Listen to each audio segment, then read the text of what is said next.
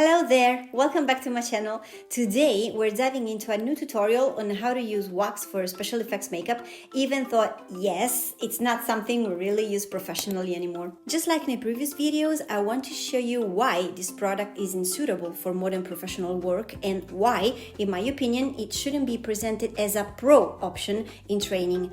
And I'll do that in a professional way anyway, starting from the basics. So first step, add the greasy area with 99% alcohol, and then I grab another vintage gem from my attic treasure box, the Spirit Gum, the yellow one. It's the most common because it's cheaper than other adhesives, but it's honestly not very functional or comfortable on the skin. I know, I always say this, and I'll say it again as I apply a thin layer on my finger. I'm picking it up straight from the bottle because it's old and I'm only using it for these demo videos, but for personal use, always pour it into a small cup and use a brush you can clean properly. It's not just about looking professional, it's safer, more hygienic, and your product will last longer. In the previous videos, I told you I'm not a fan of special plastic. Between the two, I prefer wax, but I don't exactly love it either. It gets everywhere, it sticks everywhere. My hands get greasy, and if I don't clean them up immediately, the risk of transferring wax onto everything around me is huge.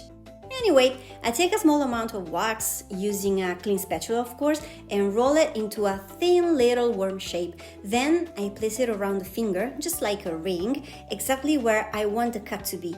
At this stage, less is more. The effect should be subtle, invisible. Removing excess wax is annoying and honestly is just a waste of time and material. I chose this specific exercise because it's been trending on social media for a long time, and unfortunately I still see it in so-called professional courses now.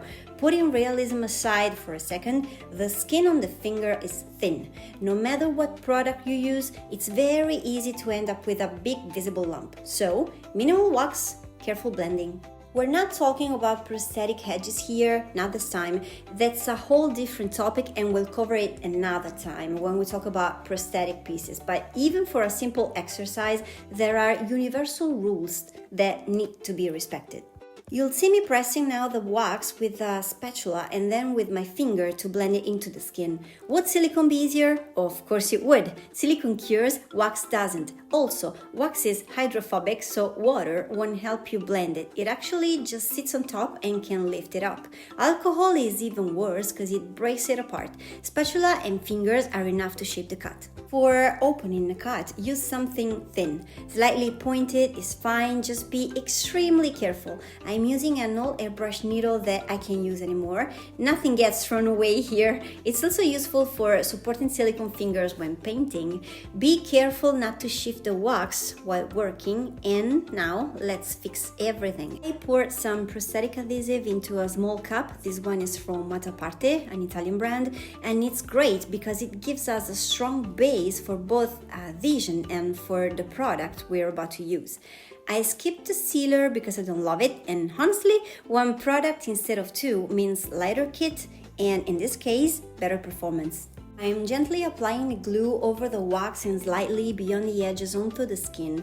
A cotton swab works perfectly because there's no brush to clean afterwards, and please be gentle. Silicone cures so you can press on it. Wax doesn't dry, doesn't harden, doesn't cure. That's why wax-based makeups often last just long enough for a photo, sometimes not even that. Real life is different, and these tutorials are hopefully here to show you exactly that. I'm lightly setting everything with some translucent powder or even baby powder. Don't panic if it looks a bit whitish.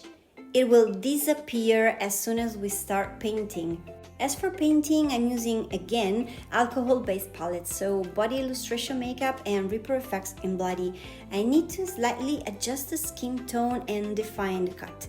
Alcohol colors are perfect for this because they let me touch the wax as little as possible. Actually, I don't touch it at all, apart from the inside of the cut, because remember, wax is fragile. The adhesive doesn't magically protect it from pressure of movement. It can still help with sweat and painting, of course, but it's not the magic solution to everything. A creamy, greasy product applied with a sponge or even a brush would not help here, and we can easily understand the reason why. And that's why I prefer the flicking technique. And it also gives me the chance to show you a modern and professional alternative while we're discussing what not to use. Right now, I'm quickly building the skin base and flicking the alcohol color onto the wax. Small detail, it actually holds better here than in the previous exercises because alcohol grips better to prosthetic glue than to sealer, and you'll see what happens with blood in a second. Using the red palette, I am defining the cut using a light tone. It's a superficial cut after all. Then I will add 2 types of fake blood inside and slightly over the wax without overdoing it. Just a bit of color beyond the cut line adds realism, but I'm not covering the entire wax to hide the edges. We've already blended them. If we did a good job, they last a few minutes. And this is important. Never completely cover your product. Not a prosthetic piece, not a temporary effect. If you hide everything under paint, realism disappears, and realism is the whole point of special effects makeup, even if we're just having fun. Now, you saw what I poured into the cup, didn't you? Drying blood. It's different from the HD blood used before. This one dries, stays stable for multiple takes in cinema, and keeps a glossy finish. It comes in light and dark tones, and it's one of my favorites because it's so easy to use. I love fake blood. In my in-person courses and also in my online courses, which by the way will be soon available in English too, I show more than 10 types in a dedicated chapter, because if there's one topic often overlooked in courses, it's blood. And it's bloody essential. The wrong blood can completely destroy a makeup look. Back to the application now. Notice how the blood doesn't flow backward once applied like in the previous videos, like HD blood did. There are 2 reasons for this. First, it's not HD blood, of course, it's a different formula. Second, there's prosthetic adhesive underneath instead of sealer, and that makes a real difference.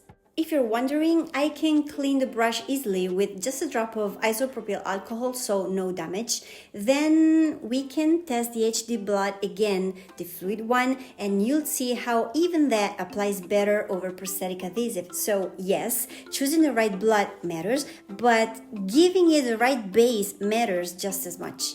So, I hope this tutorial helped you clearly see the difference between old school products and tools designed for today's professional work, the kind that should absolutely be part of your training journey. See you next time, and if you'd like to, send me your exercise, I'd love to see it. And don't forget to follow for new content and let me know what you'd like to see next. Also, silicone prosthetics are coming soon.